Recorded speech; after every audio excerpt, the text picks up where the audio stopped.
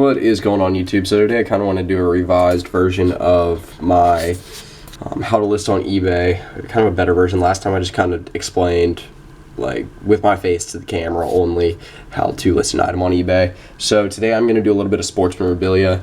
This is actually going to be me listing an item. It's not going to be it's not just going to be basically just explaining how to list. I'm actually going to be showing you guys. So I'm going to actually start by just the process of scanning. So what I'm going to be listing is a signed program, kind of like the one you see right here.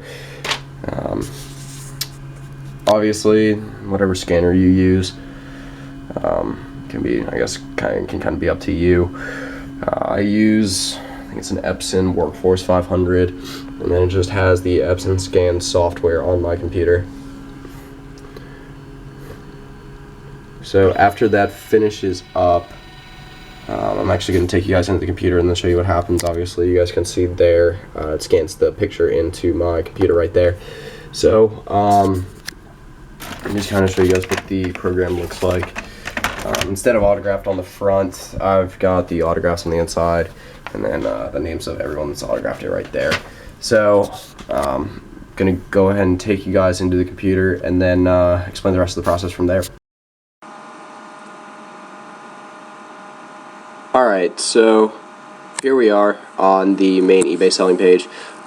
You have two options when you get to this page. The first one is you can sell it yourself, or you can also have eBay do consignment and sell it for you. You get them to do the listings, picture, shipping, all that, and then 80% of what it sells for goes back to you. I'm not entirely sure if the fees still count. I believe it's a 12% fee after that. Never done that before, and you can also just choose not to show that again. So obviously I'm going to be selling this myself.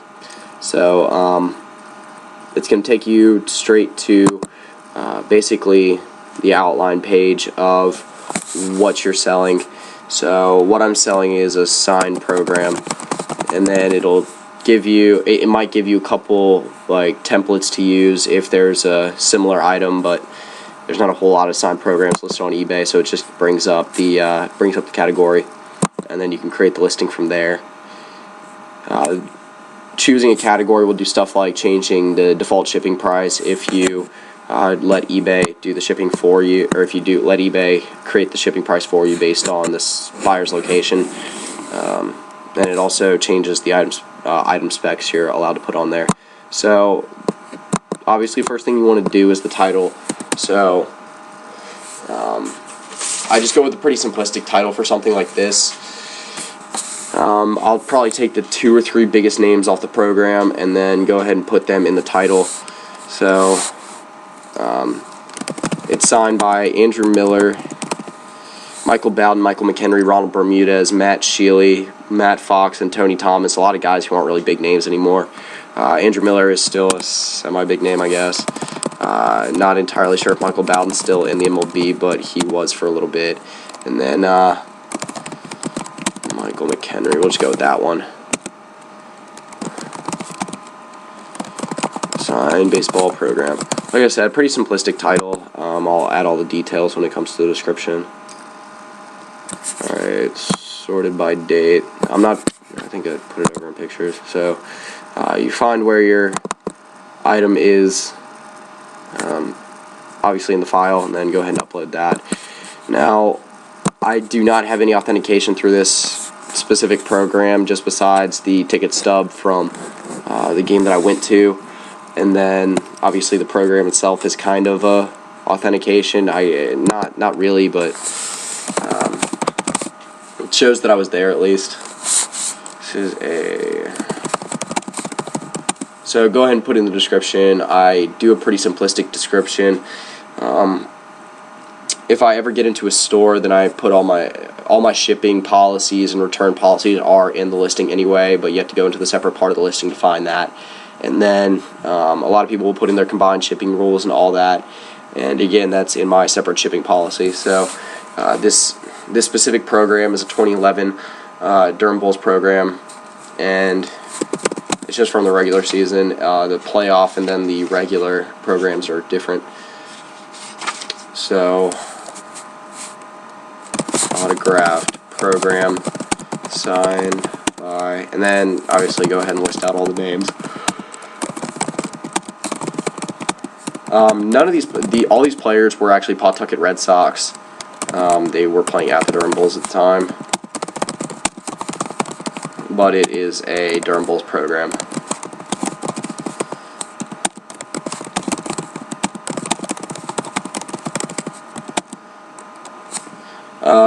If you want to throw in there, the fact that obviously you guarantee, sometimes I do, but most of the fact I hope that the buyers just kind of assume that everything's authentic. I mean, obviously I'm not the type of guy to sell fake autographs. I had a mishap on one of the other programs I listed where I put one of the wrong names, but I guess that's the worst that it'll ever get for me. And then, like I said, I normally keep the description pretty simple.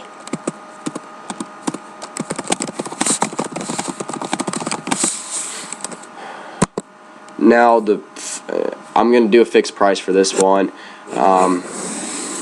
The fee normally depends on if you have any promotions left. Like, there's a promotion right now going for 2,000 free auction listings, and I've already used up all my free fixed price listings for the month. A lot of times they'll give you like 50 or 100 free fixed price listings for 1 month. And then I'm going to go with my normal $8. I always go with best offer too. Now, this is a pretty crucial thing for the listing if you're listing as fixed price. Now, with all my listings that I want to have up for long term, I do good till canceled. So basically what happens is when you list your fixed price listing is good till canceled, list it for 30 days, and as soon as the 30 days runs out, it'll relist it, just without you having to actually relist it going into your unsold items. So it's going to put through the fees and everything again. So if you're not entirely sure if you want to list it again, then I would probably go for 30 days or even less if you want to. I think there's the same fee for 3 days as there is for 30 days though. So I mean, unless you only have the item for a limited amount of time, I would obviously go for 30 days or good till canceled. Now, I mean, this is a pretty obvious tip, but it has a greater chance when selling if you're selling it for 30 days.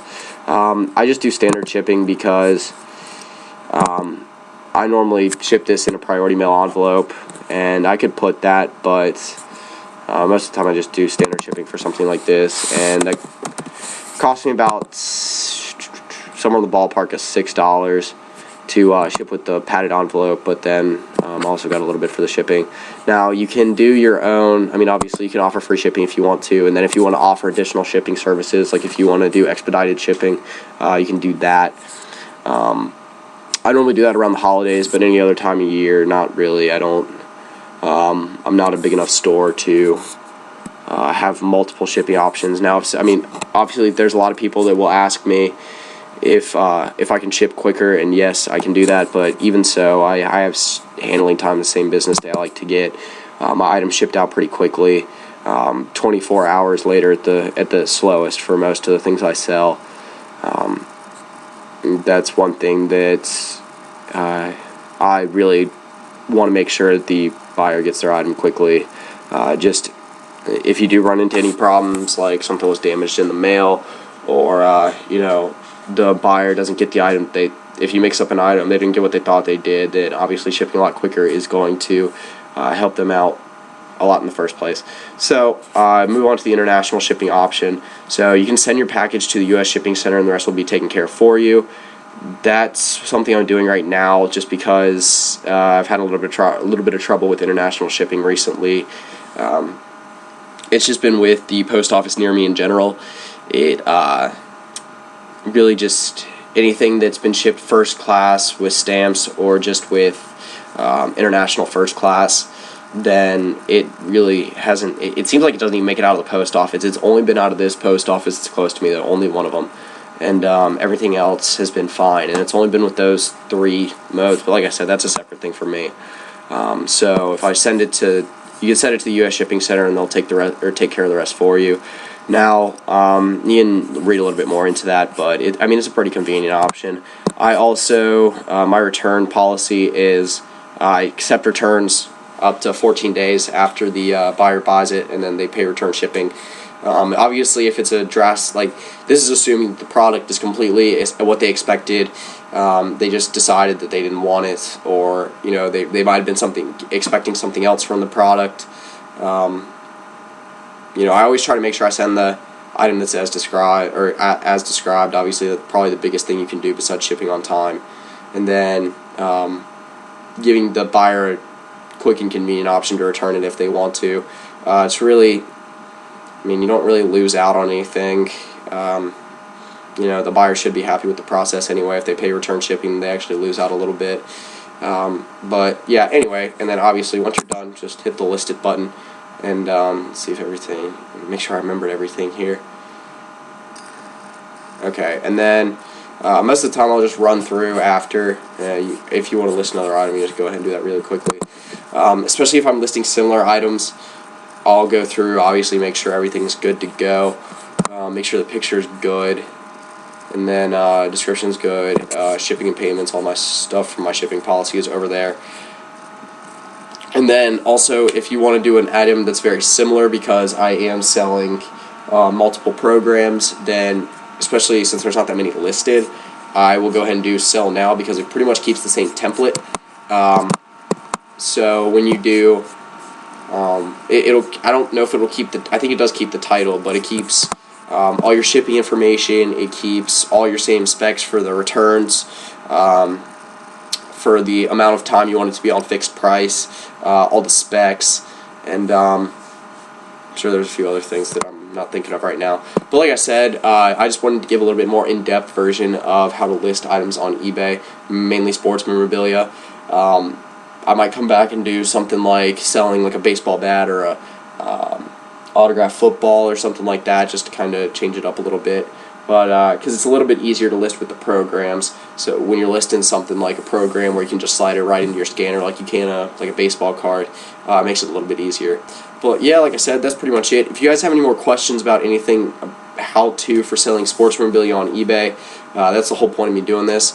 Like I said, I did a video like this before, and I've also run through just how to basically sell sports memorabilia on eBay, and I'll link both those videos in the description below, and they might be in the outro as well. So yeah, that's pretty much it. Yeah.